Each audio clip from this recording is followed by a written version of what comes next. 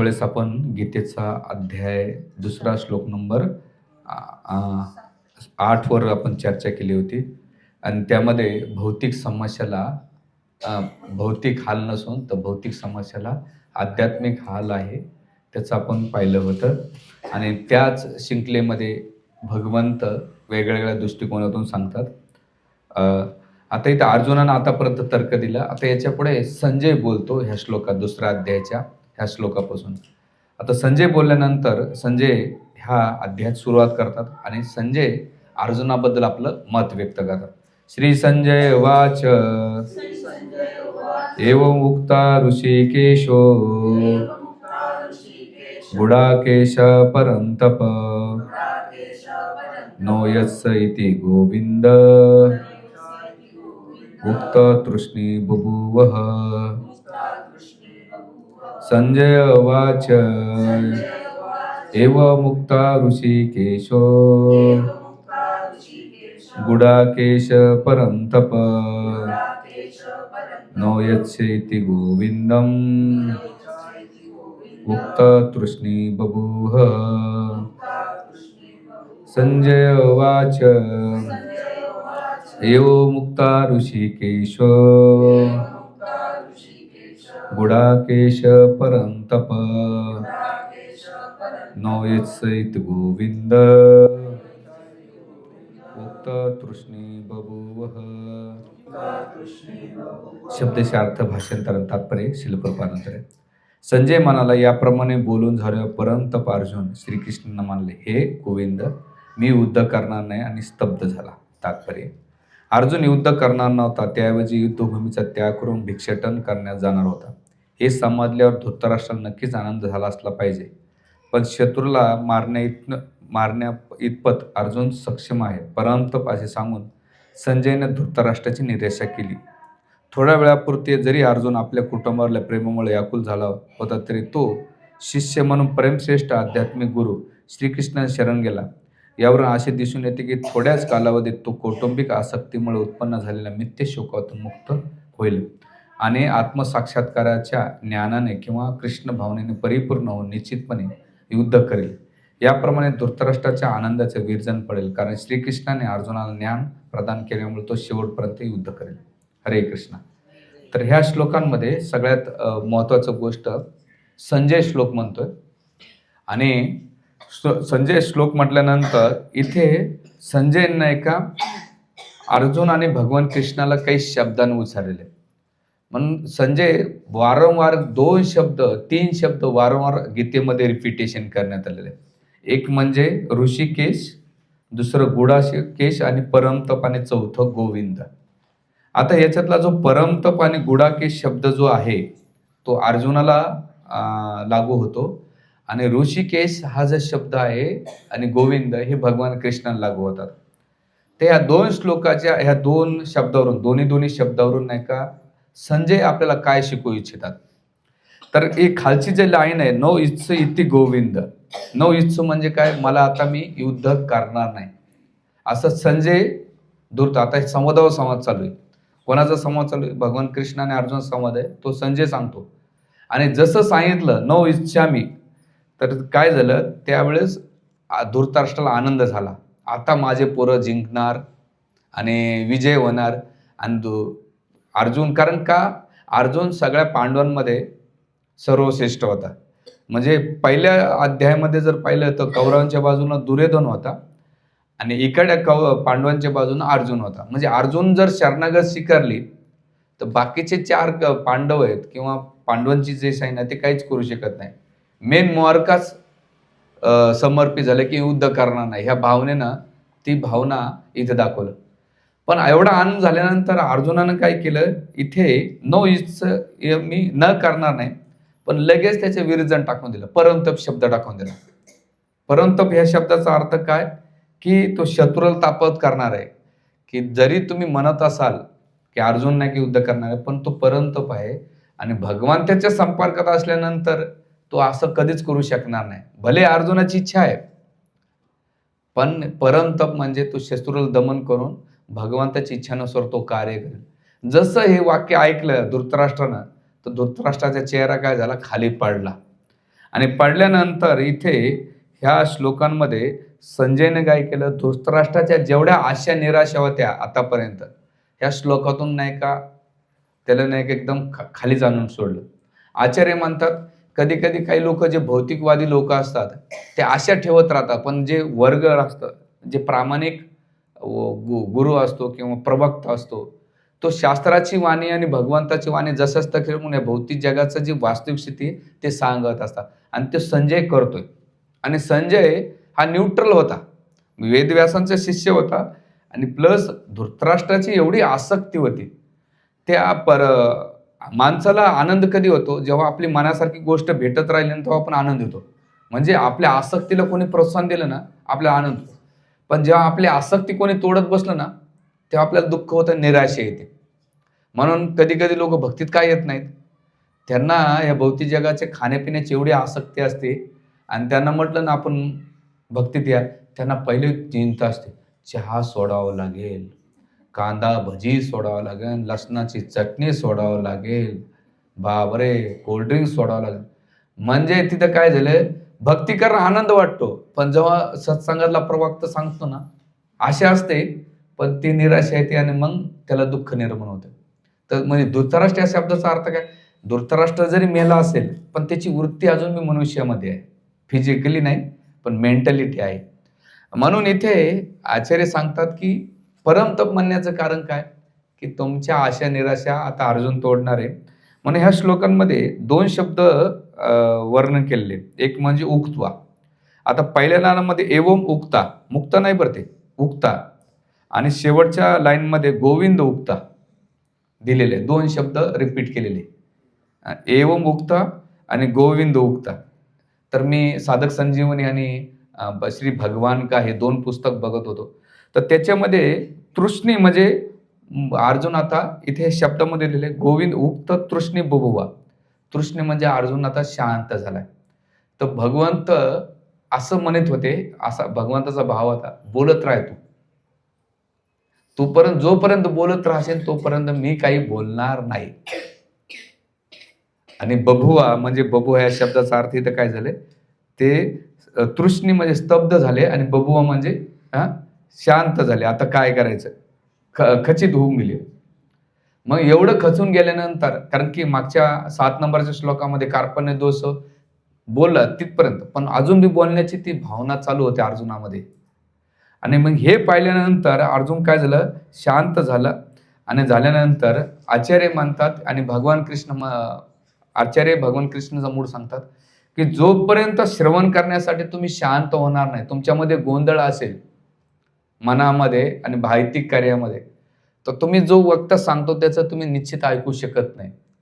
तुम्हाला श्रवण करायचं असेल तर तुम्हाला तुमची बुद्धी, तुमचं मन आणि तुमचे शरीर स्थिर असल्याशिवाय तुम्ही श्रवण करू शकत नाही. म्हणून श्रवण करण्यासाठी तुमची पहिलं काय असलं पाहिजे, तृष्ण बबुवा, तुम्ही स्तब्ध झाले पाहिजे. आणि आता आता मला काहीच नको, मला ऐकायचं. आणि हे करण्यामागचं कारण काय, श्रवणामध्ये महत्वपूर्ण काय आहे की आपण आपली तल्लीनता प्राप्ती केली पाहिजे. बरेच वेळा लोक श्रवण करताना 2 कॅटेगरी करतात, एक तर वक्त्याकडे पाहून करतात. म्हणून मी नेहमी सांगत असतो, व्यक्तीकडे नका बघू, त्याच्या तत्वज्ञानाला बघा पहिली गोष्ट. आणि दुसरं गोष्ट, आपल्या मनोरंजनाला चांगलं वाटलं ते आपल्याला ऐकायला आवडतं. बघा आता मीच संसाराच्या 4-5 गप्पा मारू द्या, झोक मारू द्या, तुम्हाला प्रभूजी आजचं प्रवचन सगळ्यात भारी झालं. आणि तीच मी प्युअर भगवद्गीता फिलॉसॉफी बोलू द्या, काय आज काहीच कळालं नाही, ते काय सांगतात त्यांना कळालं नाही, मला सांगितलेलं कळालं नाही, हे म्हणजे काही कळतच नाही बुवा. पण जेवढं तुम्ही कारण आपली इंद्रिय कशी आहेत, भौतिक जगात आपली इंद्रिय भौतिक असल्यामुळं भौतिक जगाच्या प्रती अट्रॅक्शन आहे. पण आपल्या इंद्रियांना भगवंताकडे घेऊन जायचं आहे म्हणजे डिफिकल्टी राहणार आहे. म्हणून इथे श्रवणाच्या माध्यमातून आपले इंद्रिय काय होतात, भगवंताकडे घेऊन जाण्यासाठी प्रयत्न होतात. म्हणून इथे भगवंताला शब्द वापरला आचार्य ऋषिकेश. आता ऋषिकेश शब्द का वापरला इथं, तर या ऋषिकेश मागं म्हणण्याचं कारण काय, की जे 5 इंद्रियाचे स्वामी आहेत, मनाचे आणि बुद्धीचे स्वामी आहेत. तर अर्जुन इथे संजयना भगवान कृष्णाला ऋषिकेश म्हणण्याचं मागं काय, अर्जुनाने 5 इंद्रिय भगवंताच्या सेवेत लावले. डोळ्यानं काय करत होते? ते भगवान कृष्णाला बघत होते. कानानं भगवंताच्या मुखातून आता कथा ऐकणार. जिभेतून भगवंताचं प्रश्न विचारत होते. आणि शरीर तर आलिंगनच करायचे. त्याच्यानंतर कोणते इंद्रिय राहिले? स्पर्श, आलिंगन करणे येते. त्याच्यानंतर डोळे, का नाक म्हणजे काय? भगवंताचं जे काही सुंदर पुष्प असेल त्याचा पण सुगंध घ्यायचा. म्हणजे ऋषिकेश म्हणजे काय, की जेव्हा आपण आपल्या इंद्रियांना आणि आपल्या मनाला आणि बुद्धीला जेव्हा भगवंताच्या सेवेत लावू तेव्हा आपले इंद्रिय दैमित होतात. म्हणून इथे ऋषिकेश म्हणण्याचं काय, की अर्जुनाने आपली अधीनता भगवान कृष्णाच्या अधीनता केलेली. पहिले अर्जुन काय करत होता? पराधीन होता. तो अधीन नव्हता. तो आपल्या मनाचे तर्क वितर्क देत होता. असं का, तसं का, हे का, ते आणि शास्त्रच बोलत होता. भगवंत म्हणले शांत आहे, तू तुझे इंद्रिय डोकं लावतोस, लावत राहा. पण इथं ऋषिकेश म्हणण्याचं मागचं कारण काय, की जेव्हा तुम्ही त्या इंद्रिया भगवत सेवेत लावतात तेव्हा त्या शांत होऊ शकतात. जर भौतिक जगात लावताना तुम्ही ते इंद्रिया, ते तुम्हाला धोका आणि इकडं तिकडं, जसं एखादी जहाज आहे आणि ते समुद्रात सोडलं आणि त्याला जर कोणी नाविक नसेल तर ती विखुरल्या जाते. जसं आकाशामध्ये ढग विखुरल्या जातात तसंच मनुष्य जर त्याचे इंद्रिय जर संयमित नसेल तर विखुरल्या जातात. म्हणून इथे आपण पण आपल्या जीवनामध्ये अर्जुनानं पहिले इंद्रिय लावल्या नव्हत्या म्हणून विखुरल्या होत्या. पण आता भगवान कृष्णाच्या सेवेत लावल्या ऋषिकेश म्हणून इंद्रियाचे स्वामी कोण आहेत? भगवंत आहेत. म्हणून एक उपदेशामृत मध्ये आपल्या याच्यामध्ये भक्ती समृद्धीमध्ये एक श्लोक आहे, सर्व उपाधी विनिर्मुक्ता तत्परेन निर्मूलम ऋषिकेन ऋषिकेश सेवनम भक्ती उच्यते. भक्तीमध्ये सर्वची अवस्था काय? सर्व उपाधी तुमच्या ज्या काही उपलब्धी आहेत भौतिक जगाच्या, मी शिक्षक आहे, मी मॅनेजर आहे, मी स्त्री आहे, मी पुरुष आहे, मी ह्या जाणती पंथाचा, मी काळा गोरा ज्ञानी अज्ञानी, मी म्हातारा माणूस, ह्या जगातल्या सगळ्या उपाधी सोडा. सर्व उपाधी विनिर्मुक्ता ऋषिकेन सर्व उपाधी तत्पर निर्मूलम, तुम्ही काय निर्मल व्हा. ऋषिकेन ऋषिकेश, जे इंद्रिय येतं ते काय? ऋषिकेशाच्या सेवेत लावा. आणि जेव्हा ऋषिकेशाच्या सेवेत लावता तर काय होईल? भक्ती उच्चते, ती भक्ती सर्वश्रेष्ठ होते. जोपर्यंत इंद्रिय भगवंताच्या सेवेत लागत नाही तोपर्यंत भक्ती उच्चता होऊ शकत नाही. म्हणून इथे जे दिले, आता एक उदाहरण दिलं जाईल आपल्या शतरशोत्र उपनिषदमध्ये. हे इंद्रियाची तुलना कशाशी केलेली आहे? एका रथाशी केलेली. मागच्या वेळेस पण मी उदाहरण दिलं होतं की शरीराची तुलना रथाशी केलेली आहे. त्याचा जो लगाम आहे, त्याचा जो सारथी आहे तो कोण आहे? मन आहे. आणि त्याच्यातला जो प्रवासी आहे ते बुद्धी आहे. जर मनाच्या हातात तुम्ही जर लगाम दिला आणि 5 इंद्रिय कोणते? 5 घोडे. तुम्ही घोड्याला बघितलं खरी किती ते सगळीकडे जर पळायला लागलं तर त्या रथाची काय अवस्था? तसंच आपले डोळे काय बघतात, कान काय ऐकतात, जीवा काय खाते, जीवा काय बडबड करते, नाकानं आपण सुगंध काय घेतो, स्पर्श इंद्रिय म्हणजे सेक्स लाईफ, मैथून सुख. हे 5 इंद्रिय एवढे भयंकर आहेत. आणि त्या 5 इंद्रियाचा लगाम कोणाच्या हातात दिलाय? मनाच्या. आणि बुद्धी सांगते हे करू नको, ते करू नको, त्याची काय गती होईल? आणि मन तर लय भयंकर आहे. जसं आता मनाची तुलना माकडाशी करण्यात आलेली.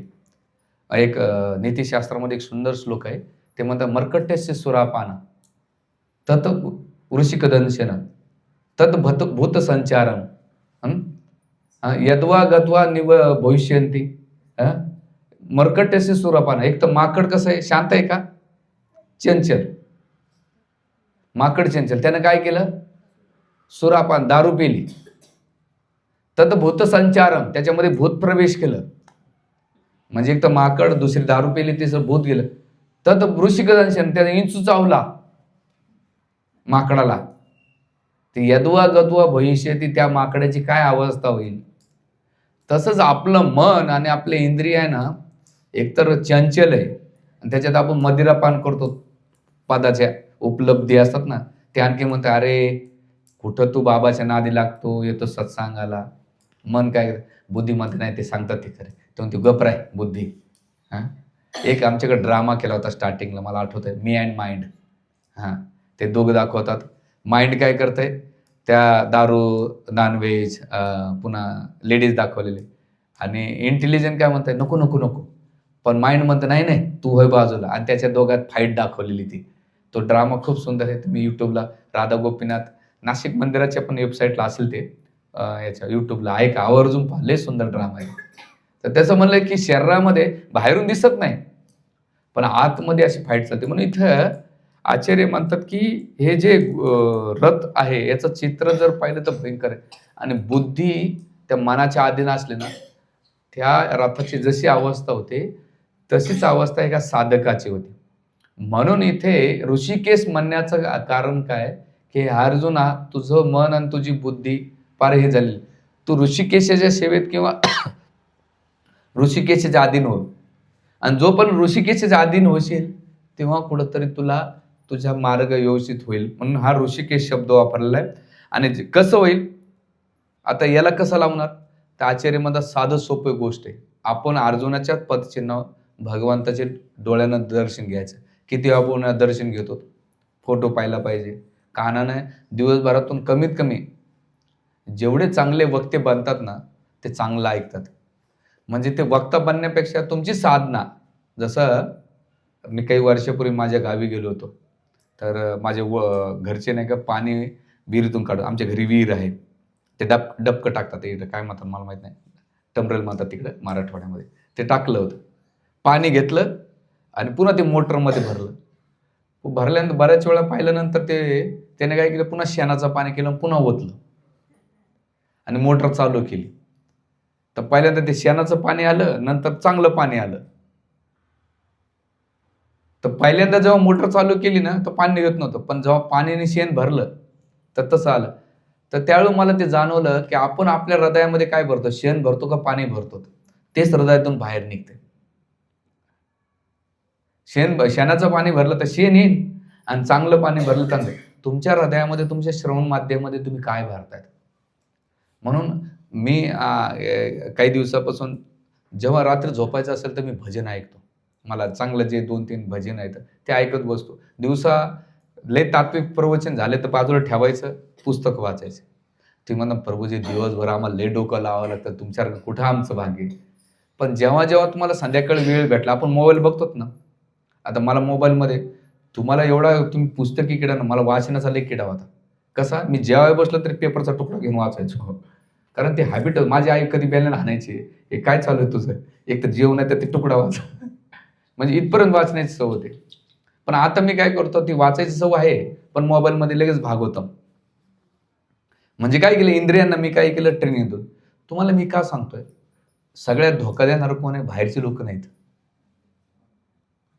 अहो आपले इंद्रिय देतात. अहो भरत महाराजांसारखे विचार करा, भरत महाराज कुठं होते, भावस्तरावर होते, पण शेवटी इंद्रियाने धोका दिला, दया नावाचा प्रकार, हे माझं हरीन माझं हरीन. तसंच आपले इंद्रिय हरणासारखे कधी कुठं घेऊन जाते काहीच नाही. मग किती सतत असलं. म्हणून ऋषिकेश हा शब्दाचा अर्थ काय, की आपला रथ जे आहे ते भगवंत, आपले जे इंद्रिय आहेत ते भगवंताचे. म्हणून ऋषिकेश शब्दाला इथं जास्त जोर दिलेला आहे. आणि हे दिल्यानंतर अर्जुन इथं संजय दुसरा शब्द वापरता, गुडाकेश. गुडाकेश का, तर तिथं 2 कारण सांगलं गुडामध्ये. गुड म्हणजे निद्रा, आणि केश म्हणजे त्याच्यावर नियंत्रित करणारा. म्हणजे अर्जुनानं काय केलं तर झोपेवर कंट्रोल केलं होतं.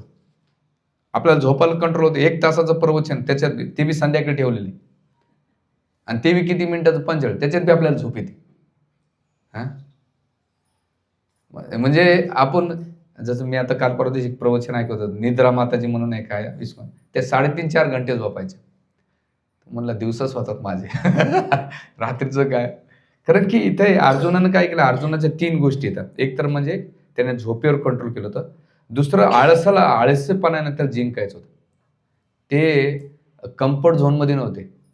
क्रेजीला काय म्हणतात, आळशी. पण त्याने, आणि दुसरी गोष्ट अंधकाराला त्यांनी जिंकलं होतं. अंधकार कोणता, बाहेरचा अंधकार नाही, जो अज्ञानाचा अंधकार होता त्याला जिंकलं होतं अर्जुनानं. म्हणून गुडाकेश वापरला. आता अज्ञानाचा अंधकार काय आहे, की त्याला सगळं ज्ञान होतं. म्हणून ते एवढे तर्क अर्जुनानं काय दिले होते ना. आता याच्या पहिले जे तर्क दिले होते ते भावनिक स्तरावर तर्क नाही दिले, शास्त्रामध्ये कुठं कुठं काय आहे त्याचे तर्क दिले. याचा अर्थ अर्जुनाला किती ज्ञान होतं. मग आणि दुसरं इथे गुडाकेश शब्दाचा अर्थ आचार्य सांगतात की त्याने रात्री जेव्हा द्रोणाचार्य काही शिक्षा द्यायचे तर रात्रीच्या वेळेस एक दिवस भीम आहे ना अंधारात खात होता. बघा तुम्ही साहजिक किती अंधार असला ना, हात इकडे जर तुमच्या हातात प्रसाद असेल ना, कानात नाकात जात नाही, डायरेक्ट तोंडातच जातो तो. हां, आता आमच्या गावी मराठवाड्यामध्ये लाईट नसायची, तर माझी आई चिमणी लावायची. चिमणी कळते का तुम्हाला? हां. आणि जोपर्यंत जेवण करायचं तोपर्यंत चिमणी, आणि झोपायच्या वेळेस ती चिमणी उजवून टाकायची. रॉकेलची चिमणी असायची. तर ते घास बराबर जायचं. तर अर्जुनाने हे दृश्य पाहिलं. काय पाहिलं? की भीम रात्री अंधारात खाऊ शकतो, तर मी अंधाराची प्रॅक्टिस का करू शकत नाही? बाकीचे सगळे झोपून जायचे, पण अर्जुन काय करायचा? अंधकारामध्ये सुद्धा प्रॅक्टिस करायचा, म्हणून तो धनुर्धारी सर्वश्रेष्ठ धनुर्धार म्हणला. म्हणजे तिथे एवढं त्याने प्रॅक्टिस करायचं रात्रीच्या वेळेस. आणि दुसरं सगळ्यात महत्त्वाचं, त्यांनी तमोगुणावर विजय प्राप्त केली होती. तमोगुणावर विजय, जसं एक महाभारतामध्ये प्रसंग, एक जेव्हा रासयज्ञ करायचा घोडा सोडला होता, तर एक राजा त्यांच्याशी युद्ध करायचा. का बरं करायचं? त्याला माहिती आहे मी पराजित होणार होतो, पण लोकांना सांगायचं मी युद्ध कोणाशी केलेले? अर्जुनाशी करतोय. म्हणून त्यासाठी ते युद्ध एवढं दिवस चाललं. अर्जुनानं झोपेवर कंट्रोल केलं होतं, पण त्या राजाचं कंट्रोल नव्हतं. शेवटी तो राजा पराजित कसा झाला? अर्जुनाला शरणागत गेला, म्हणे मला युद्ध मी हारलो तरी चालेल, पण मला झोप खूप गरजेची आहे. कधी कधी आपण लोक म्हणतात ना, आता मला जेवण नको, मोबाईल नको, मला कधी बेड पाहू द्या, ब्लँकेट पाहू द्या, गोधडी पाहू द्या, झोपू द्या. हे सगळ्यात अनुभव असेल ना, ऑफिसमधून थकल्यानंतर जेवण नको, तुम्हाला काही खाचत का नाही तर मारा, मला झोपू द्या. तसं अर्जुनानं त्या राजाला कसं पराजित केलं? अस्त्रशस्त्रानं नाही केलं. कशानं पराजित केलं? ते म्हणे मला झोपू दे. अर्जुन म्हणले झोप बाबा आणि मला जाऊ दे. मग लिहायचं सिग्नेचर, आणि मग तो अश्वाला सोडलं. तर इथे गुडाकेश हा शब्द वापरलाय. आणि त्याच्यानंतर तिसरा शब्द वापरला गोविंद. गो म्हणजे 4 अर्थ देतात आचार्य. एक म्हणजे गाय, गायीचं रक्षण कर. दुसरं इंद्रिय. तिसरं म्हणजे पृथ्वी, ती पण आहे. आणि सगळ्यात महत्वाचं विंद म्हणजे परिपूर्ण अवस्थेत असले किंवा आनंद देणारा, गोविंद या शब्दाचा. पण हे अर्थ ह्या श्लोकाशी संबंधित नाहीये. ह्या श्लोकाला गो म्हणजे वेदवाणी. भगवंत इथं अर्जुनाला संजय गोविंद म्हणण्याचं मागचं काय, की तुम्ही इंद्रियाची वाणी आहेत आणि तुम्ही त्या वाणीला इंद्रियांना ट्रेनिंग देण्याचं काम कोण आहे? ज्ञानाच्या द्वारे. म्हणून गोविंद ह्या शब्दाचा अर्थ वेदवाणी. आणि विंद म्हणजे काय? परिपूर्ण असलेलं किंवा परिचित असलेलं. भगवंता तुम्हाला माहित आहे आमच्याबद्दल काय, सगळं परिचित तुम्ही, आमच्या इंद्रियाबद्दल, आमच्या बुद्धीबद्दल, आमच्या मनाबद्दल. आणि अर्जुनाचा हाच भाव होता, भगवंता तुम्ही सगळं जाणतात. तर वेदवाणी म्हणजे काय? भगवंत आपल्याला वर्ण आश्रम सिस्टम सांगतात की जो माझ्या तत्वानुसार जगतो तो मला प्रिय आहे, पण तुमच्या तत्वानुसार तुम्ही जगता तर तो शास्त्राच्या विरोधात तुम्ही कधी सुखी राहू शकता. म्हणून इथं संजय गोविंद म्हणण्याचा काय अर्थ काय अर्जुनाच्या माध्यमातून, की भगवंता माझ्यासाठी चांगलं काय आहे तुम्ही वेदात सांगितलेले, पण डायरेक्ट तुम्ही मला सांगा. तर अर्जुनाने वर्ण आश्रम सिस्टम जे दिलेले आहे, ज्याचे धर्म. आता इथं वेदवाणी ह्या शब्दाचा अर्थ काय? अर्जुनाचा वर्ण काय होता? क्षत्रिय होता. आणि क्षत्रिय जरी रणभूमीतून पळाला तर कसं वाचन? म्हणून तिथं आचार्य डीप मध्ये सांगतात रामसुखदासजी महाराज, ते म्हणतात की प्रत्येकानं आपण आपला वर्ण आश्रम, ब्राह्मण, क्षत्रिय, वैश्य आणि शूद्र, ब्रह्मचारी, ग्रस्त, वानप्रस्थ आणि संन्यासी. जसं ग्रस्ताला पुत्र उत्पन्न संतान करण्याचा अलाव आहे, त्यानं 10 मुलं जन्माला घातले तरी शास्त्र त्याला अलाव करतंय, पाप लागत नाही तर उलट पुण्य. वेदांमध्ये सांगितलेलं जेव्हा तुम्ही मुलांना जन्म घालता तो यज्ञ माटला जातो. पण तो संन्यासी ब्रह्मचारी जेव्हा त्या आश्रममध्ये असतो आणि एक तो म्हणतो अरे ग्रस्तांना 10 मुलं जन्म दिले, मी एक दिला तर काय फरक पडतो? तर तो काय होईल? त्या वेदांच्या जे तत्व आहे त्याला नाही का विरोधात जाईन आणि पाप लागत आहे आणि अधोगतीला जात आहे. तरी तर भगवंत म्हणतात की माझी वाणी, जे वेदांची वाणी, माझी वाणी जो ऐकतो आणि माझ्या तत्वानुसार जगतो ना, त्याच्या जीवनात किती संकट आले, समस्या आल्या, तरी मी त्याला पार करतो आणि दुसरं त्याला कोणती भीती राहत नाही. म्हणून इथं गोविंद म्हणण्याचा अर्थ काय, की भगवंत आपल्याला सांगतात की तुम्हाला जर काही करायचं असेल अध्यात्म, तुम्ही भावनिक स्तरावर नका करू किंवा सेंटिमेंटल करू नका. कोंबडे कापले, चमत्काराला नमस्कार नसला पाहिजे. आता मी पाहिलं काही ठिकाणी एक म्हसोबाला मला चांगलं आठवतंय, एक ठिकाणी बोकड्याची म्हसोबाचं ते बकरं कापलं होतं आणि जसे कुत्रे बसतात ना असे त्या चिकन मटनच्या दुकाना शेजारी, ते खाणारे पिणारे ते बकरं लटकलं तिथं बघत बसले होते कधी. आणि त्या म्हसोबाला काय पुरलं तुम्हाला माहिती आहे? ते बकऱ्याची खुरं. देवाला बकऱ्याची खुरं आणि ह्यांना भारी भारी. पण वेदवाणीमध्ये हे सांगितलं नाही, ते यानं भगवंत प्रसन्न होत नाही. तर इथं आचार्य म्हणतात की महत्वाचं आहे की भगवंताने जे तत्व तुम्हाला मी जे दिले आणि माझ्या तत्वानुसार तुम्ही अध्यात्म करता, तर तुम्ही मला सहज प्राप्त करा. आता वेदवाणी कुठे आहे? कलियुगामध्ये कोणती वेदवाणी असेल? तुम्ही 4 वेद वाचायला जाणार का? 18 पुराण, 108 उपनिषद. अहो गीता वाचणं होत नाही, घरात वर्षानुवर्षे पडलेले असते. तर आचार्य म्हणतात कलियुगामध्ये सगळ्यात वेदवाणी आहे भगवंताच्या मुखातून निर्माण आलेलं भगवद्गीता. ही वेदवाणी आहे. कोणती? भगवत म्हणजे कोण? भगवंत. आणि गीता भगवंताच्या मुखातून गायलेलं गीत. हे जरी तुम्हाला कळालं नाही, याच्यानुसार जगले, तर गोविंद या शब्दाचा अर्थ काय? भगवंताच्या तत्वानुसार जीवन यापन करणारा व्यक्ती. म्हणून आचार्य जेव्हा टीकेमध्ये तुम्ही जातात, एवढं डीपमध्ये सांगतात एका श्लोकावर, कधी कधी तुम्हाला वाटत लय बोर होतंय प्रभूजी, काही पल्ले पडणार नाही, पण हे शब्द खूप महत्वाचे आहेत. तर हे झाल्यानंतर दिलेले. आता ह्या श्लोकाला ज्ञान समजायचं असेल तुम्हाला, ह्या श्लोकांच्या माध्यमातून ज्ञान समजायचं असेल, तर गीतेचा 4था अध्याय श्लोक नंबर 39 मध्ये भगवंत आपल्याला नाही का हे अवस्था प्राप्त करायची असेल तर 3 गोष्टी असणं महत्वाचं आहे, ज्या श्लोकाशी कनेक्ट आलेले आहेत. म्हणजे ह्या श्लोक आणि 4.39 श्लोकामध्ये दिलेले. श्रद्धा वा लभते ज्ञानम तत्पत्यत सयते इंद्रिया ज्ञानम लब्धा पराम शांती अचिरेन अभिगच्छन्ति. इथे काय दिलेले? जो श्रद्धावान मनुष्य दिव्य ज्ञानाची प्राप्ती करण्यासाठी समर्पित आहे आणि ज्याने आपली इंद्रिय संयमित केली आहेत, तो असे ज्ञान प्राप्त करण्यास पात्र आहे आणि असे ज्ञान प्राप्त झाल्यावर त्याला परम आध्यात्मिक शांती लवकरच प्राप्त होते. म्हणून ह्या श्लोकांमध्ये 3 शब्द खूप महत्वाचे आहेत. तुम्ही गीता आणली असेल तर कोणते 3 शब्द? मागच्या वेळेस एक तर श्रद्धा. तर तुम्ही जी वेदवाणी ऐकणार ती श्रद्धा असली पाहिजे. कोणावर? भगवान कृष्णांच्या वाणीवर. ती श्रद्धा असेल तर तुम्ही भगवंताच्या मुखातून जेव्हा काय ऐकतात ना, किंवा प्रामाणिक शास्त्र गुरुच्या वाणीतून ऐकतात ना, तर तुम्ही इंद्रियाचे जे स्वामी आहेत ना ऋषिकेश, बरोबर तुमच्या इंद्रियांनी निग्रह करतात. ते मागचा श्लोक दिलेला ना ऋषिकेश, आपण जो श्लोक आता चर्चा करतोय कोणता? 2.9, त्याच्यामध्ये ऋषिकेश शब्द वापरला नाही. तर पहिलं दिलेलं काय दिलेलं आहे? श्रद्धा. ते म्हणतात की पहिली श्रद्धा काय असली पाहिजे की पूर्ण पुरुषोत्तम भगवंत आहे, त्यांच्या व्यतिरिक्त दुसरं कोण नाही, आणि ते जे सांगतायत त्या शब्दावर मला पूर्ण विश्वास आहे. आणि जेव्हा तुम्ही एवढा विश्वास, मनाने विश्वास ठेवतात, बुद्धी लावतात भगवंताच्या मध्ये आणि इंद्रिय भगवंताच्या सेवेत लावतात भगवंत, की तेव्हा ऋषिकेश शब्द परिपूर्ण होतो. दुसरं तत्परतेनं म्हणजे काय? या शब्दामध्ये जर पाहिलं, इथे काय दिलंय? श्रद्धा लभते ज्ञानम तत्परता म्हणजे तात्पर्य. आता 2.9च्या श्लोकांमध्ये अर्जुन काय म्हणत होता? नो इच्छामी, मी करणार नाही.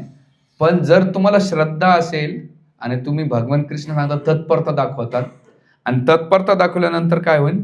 तुम्ही तुमच्या जीवनात पालन करतात. आणि मग तिसरी लाईन काय? इंद्रिय संयम. इंद्रिय संयम जर पाहिलं गेलं तर ह्या श्लोकांमध्ये सुद्धा ऋषिकेश शब्द काय दाखवतो? इंद्रियांना संयमित करणार. आणि इथं पण काय दिलेलं आहे? गुडाकेश आणि ऋषिकेश. तुम्हाला लक्षात आहे ना? जड जात नाही ना? बाउन्स होत नाही ना? नाही ना? ऋषिकेश आणि गुडाकेश ह्या शब्द दोन्हींचं जर पाहिलं तर तत्पर्यंत इंद्रिय संयम आता इंद्रिय संयम म्हणजे काय, तर प्रपात तात्पर्यामध्ये एक ठिकाणी लिहितात की आपल्याला इंद्रिय संयम कर म्हणजे 4 नियम फॉलो करणे. मांसाहार नाही करायचा. मांसाहारामध्ये कांदा लसूण नाही. जे नवीन नाहीत त्यांच्यासाठी नाही, जुन्यांसाठी बरं. नाही तर तुम्ही घाबरून जाता ना, की आज आम्ही प्रवचन आलो काय महाराज सांगतात कांदा नाही, हे जुन्यांसाठी. दुसरं मांसाहार नाही, जुगार नाही, कोणत्याही प्रकारचा जुगार नाही. त्याच्यापर्यंत नशापान, नशापान कोणतेही कोल्ड्रिंक्स, चहा, कॉफी, विडी, सिगारेट. इंद्रिय जर संयमित नाही झाले तर तुम्ही भगवंताला प्राप्त करू शकत नाही. एकाच भांड्यामध्ये पाण्यावर तेल राहू शकत नाही. तुम्ही पाण्यामध्ये किती तेल ओतलं तर पाणी आणि तेल वेगळे वेगळेच राहते. तसे इंद्रिय भोग आणि भगवंत हे एकत्र राहू शकत नाही. जसं तुमच्या घरामध्ये तुमचा हॉल आहे आणि त्या हॉलमध्ये एक सोफा सेट आहे. एकच व्यक्ती बसू शकतो आणि त्या सोफा सेटवर किती जण बसू शकतो? एक व्यक्ती. पण एक व्यक्ती आत गेला आणि त्या सोफा सेटवर बसण्याचा प्रयत्न केला तर बसतील का? 6 व्यक्ती बसले त्या सोफा सेटवर आणि सगळ्या शेवटी भगवंत आले, म्हणले मला बसायचं. तसं आपल्या हृदय म्हणजे आपलं एक सोफा सेट आहे, एक खुर्ची आहे आणि तिथे 6 जण आधी बसलेले आहेत आणि भगवंताला बोलवतो, भगवंत या माझ्या सोफा सेटवर बसा, भगवंत या माझ्या सोफा सेटवर बसा. भगवंत म्हणते अरे तुझ्या घरात येऊ मी यायला तयार आहे, पण तुझ्या सोफा सेटवर जागत नाही, ऑलरेडी 6 जण बसले, आता मला बसवशील कुठं? लक्षात येतं तुमच्या? आचार्य म्हणतात की भगवंताला जर हृदयात बसायचं असेल तर पहिले 6 लोकांना बाहेर काढा घरातून. म्हणजे उद्या कोणाला काढू नका, त्याचं उदाहरण समजून घ्या. हा, हृदयातून 6 लोक काढा, तेव्हा भगवंत म्हणते आता तुझा सोफा सेट आणि खुर्ची खाली, आता मी येऊ शकतो. म्हणून देवकीच्या पहिले हृदयातले 6 लोक बाहेर काढले, तेव्हा भगवंत आले. वसुदेवांचे पण 6 पहिले जण गेले आणि मग त्याच्या सोफा सेटवर भगवंत येऊन बसले. आपल्या घरामध्ये आपल्या रूम मध्ये येऊन बसत का नाही? तर भगवंत म्हणले ऑलरेडी भरपूर जण बसलेले, जेव्हा निघते तेव्हा येऊन मला बोलव, मी येऊन बसेल. ती तयार आहे. म्हणून इथं हे शब्द इंद्रिय संयम. इंद्रिय संयम म्हणजे 4 नियम. आपल्यामुळे मांसाहार नाही, जुगार नाही, नशापान नाही, अवैध स्त्री संघ, शारीरिक मानसिक भाषण नसलं पाहिजे. पुन्हा ABCD, A for association, B for books, C for chanting, D for diet. ह्या 4 गोष्टीचा फॉलो केलं पाहिजे. आणि 16 माळा त्याच्यातल्या हरे कृष्ण कृष्ण कृष्ण हरे हरे, हरे राम राम राम हरे हरे, हे केलं पाहिजे. तेव्हा इथे 3 गोष्टी ज्ञान घ्यायचं असेल तर कोणतं? श्रद्धा लभते ज्ञानम, म्हणजे पहिले श्रद्धा तेव्हा ज्ञान भेटल. तत्परेना म्हणजे डिले करू नका, काय करा? तात्काळ करा. पुन्हा संयत इंद्रिय. आता ह्या श्लोकांमध्ये इंद्रिय संयम सांगितलं नाही, ह्या श्लोकामध्ये पण इंद्रिय सांगितलेले. आणि मग केल्यानंतर जेव्हा तुम्ही 3 गोष्टी करता तर तुमच्या जीवनामध्ये 4थी गोष्ट काय होईल? ज्ञानम लब्धा परम शांती. तुम्हाला ते खरं ज्ञान कळेल. कोण ज्ञान कळेल? माझ्याकडून का नाही. ज्ञानम लब्धा परम शांती, ते भगवंत भेटेल. आणि ती शांती कधपर्यंत भेटेल? टेम्पररी का? अचिरेन अभिगच्छन्ति, अनादी काळापासून मला तुम्हाला परमनंट ती शांती भेटू शकते. आणि मग ह्या श्लोकाच्या दिल्यानंतर पण श्लोक नंबर 40 मध्ये भगवंत पुन्हा म्हणतात, अश्रद्ध धानस्य संशय अविनश्यती नायम लोकस्ती न परो न सुखम न संशयात्मा. जर त्याला डाऊट असेल भगवंतावर, अश्रद्धा, त्याची श्रद्धा नसेल, संशय असेल तर तो नाश होईल आणि ह्या लोकांमध्ये सुख पावणार नाही आणि वरच्या लोकांमध्ये सुद्धा जाऊ शकत नाही. ह्याच लाईनमध्ये दिलेले. म्हणून जेव्हा आपण भगवद्गीता डीपली समजतो तेव्हा या श्लोकाचं दिले. आणि मग हे दिल्यानंतर आणखी एक शेवटचा शब्द दिलेला आहे, गोविंद उक्त तृष्णे बबुआ. आता हे उक्त आहे शब्दाचं मागणं म्हणण्याचा अर्थ की शरीर आहे ना, साधना शरीरानं होती का? तुम्हाला वाटतं का? साधनेमध्ये शरीराचं काही योगदान आहे का?